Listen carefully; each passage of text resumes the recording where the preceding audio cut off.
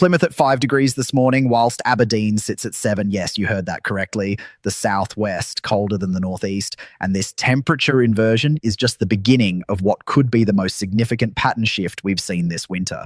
Is your area about to face a dramatic change from relentless Atlantic storms to potentially the coldest spell of the season? Right now, across England and Wales, ice warnings remain in effect following Storm Chandra, affecting over 20 million people. 6 counties in the southwest face yet another rain warning for Thursday, with some areas having seen 4 separate flooding alerts in just 7 days. Here's what you need to know in the next 15 minutes.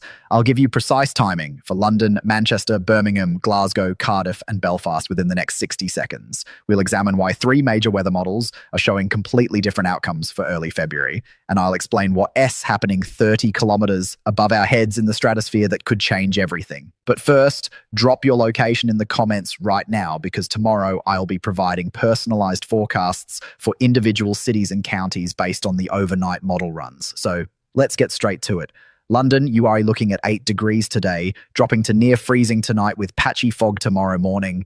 Manchester, 7 degrees this afternoon. Clearer skies developing, but watch for icy patches Thursday morning. Birmingham sits at 6 degrees currently, showers moving through this evening, temperatures holding around 4 to 5 overnight. Glasgow, you are the mildest at 9 degrees, believe it or not. But rain continues across central Scotland through this evening with some snow over the Cairngorms above 600 metres. Cardiff, 8 degrees with blustery showers turning drier overnight, but frost likely in sheltered spots.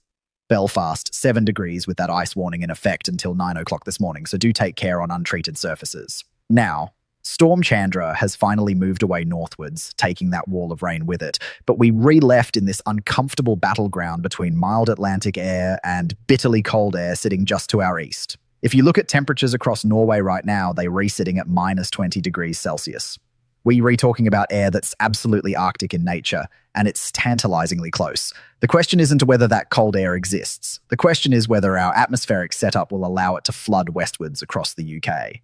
Wednesday looks like a brief respite day, and I do mean brief. We are talking about that classic in-between systems pattern where you might actually see some sunshine. Edinburgh could see decent spells of brightness, particularly across western Scotland. Newcastle, you will have a fair amount of cloud, but it should stay largely dry. Leeds and Sheffield, expect a mixture of cloud and clearer spells. Manchester and Liverpool, similar story, perhaps the odd shower, but nothing significant. Down towards Birmingham and the Midlands, you are looking at a fairly decent day, actually, temperatures reaching 7 to 8 degrees, with some sunny intervals. London and the southeast, you will start murky with some fog patches, particularly on higher ground to the east, but that should lift through late morning. Bristol and the southwest, you are the exception here. Showers never too far away, some of them heavy, and this sets the stage for Thursday's concern. Because Thursday, and I am being very specific here, southwestern England faces another rain warning. This takes effect around lunchtime across Cornwall and Devon, extending into southern parts of Wales through the afternoon and evening. We were looking at potential rainfall totals of 25 to possibly 40 millimetres in a 6-hour period.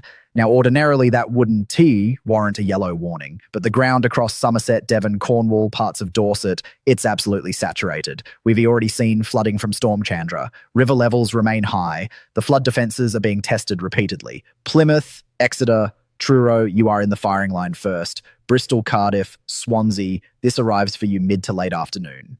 Here's what concerns me most about Thursday's setup. It is not just the rain, it is the wind direction that's trying to establish itself. We're seeing an easterly flow attempting to push in from the continent. Nothing terribly strong, but enough to drag slightly colder air across the North Sea. Newcastle, Sunderland, Middlesbrough, you will notice this first. Temperatures struggling to get above 4 or 5 degrees despite any brightness. There's a wintry edge to those showers coming in off the North Sea. Could we see some sleet mixing in across the Pennines?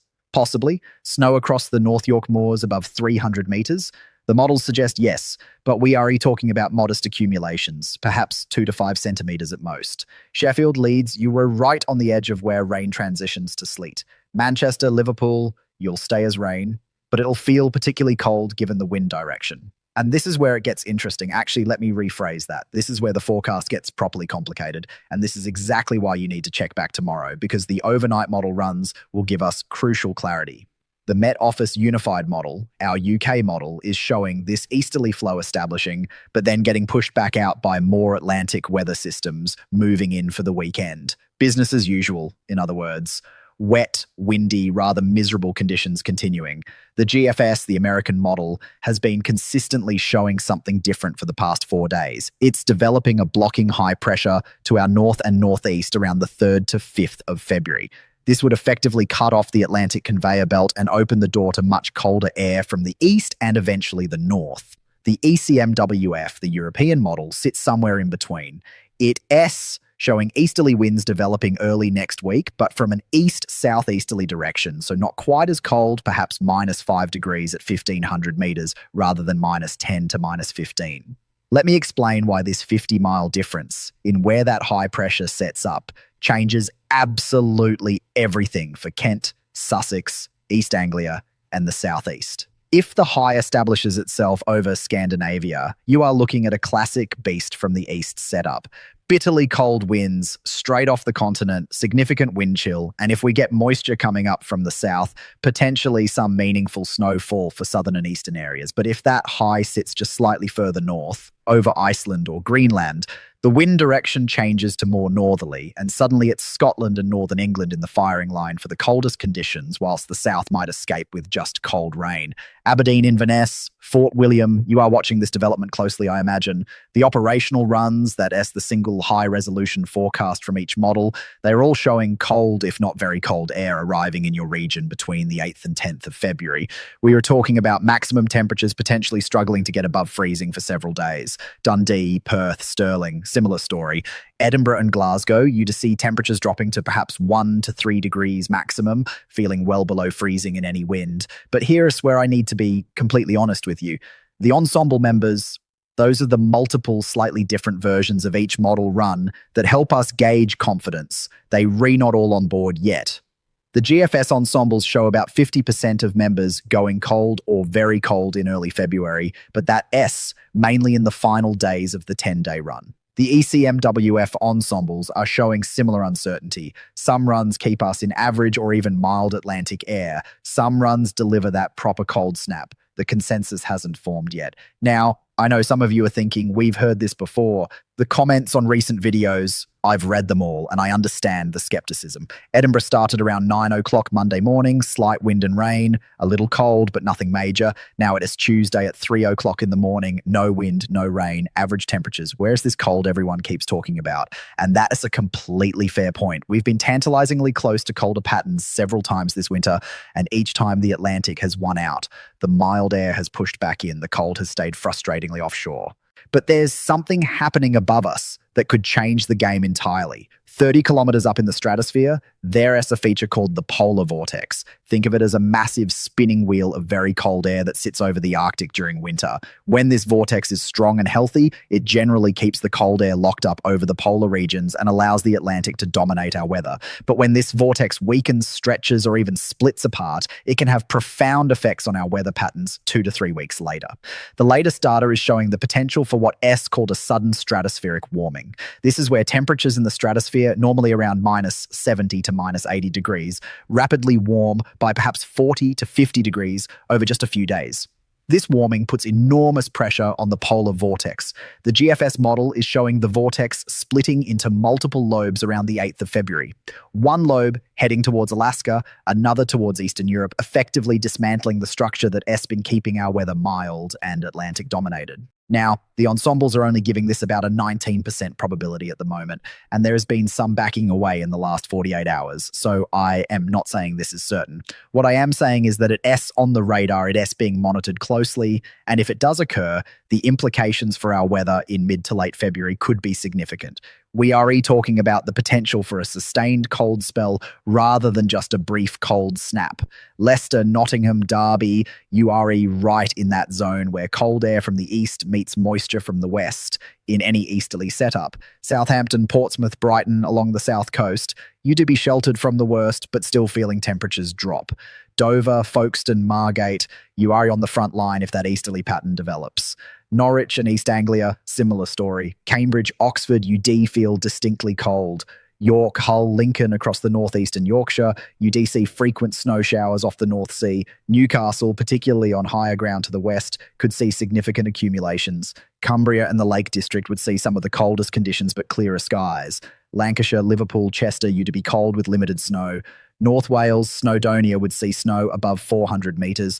Mid and South Wales, temperatures dropping but generally staying above freezing. The Midlands from Gloucester through to Reading would see cold conditions, probably rain rather than snow for any precipitation. Let me circle back to the immediate forecast. Friday into the weekend, low pressure stays in charge with further rain, particularly across southern and western areas. Northern Ireland, expect showers Friday.